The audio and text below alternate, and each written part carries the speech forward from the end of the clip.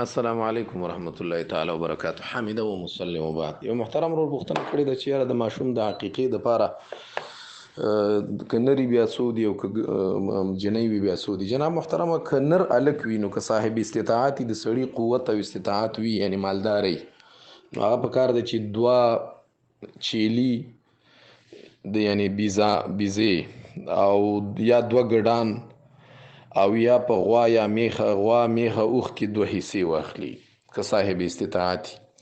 او که صاحب استطاعت نه وي بس بیا ورنه یو هم کافي ده، ځکه رسول الله صلی الله علیه وسلم د حضرت حسن رضی الله عنه نه یو دانه شات حلال کړی. شات معنی یو ګډ یا چیلی، شات ګډې بیزې دواړو ته وایي په عربی کې. نو رسول الله صلی الله علیه وسلم د حضرت حسن رضی الله عنه چې د ده لمسی و، د فاطمې رضی الله عنها بچی و، نو یو دانه ګډې ته حلال کړی. نو که سړي مطلب دا دی چې قوت او استطاعت له کمزوری وي، بالکل یو دانه هم ترې نه کېږي، او که نه وي نو دوه دانې.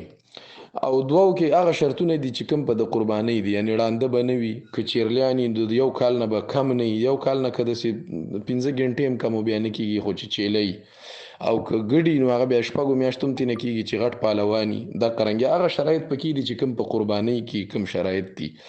او په اومه ورځ حدیث کې راځي، دا ترمذي کې حدیث دی، په اومه ورځ، په 14مه ورځ یا په 21مه ورځ، بس دا 3 ورځې هم پکې ښودلې شوي دي. حسن بصري نه په دې کې روایت شته، او د دې نه وراخوا چې بیا کومه ورځ خوښه او په هغې دې وکړي. السلام علیکم ورحمت الله وبرکاته.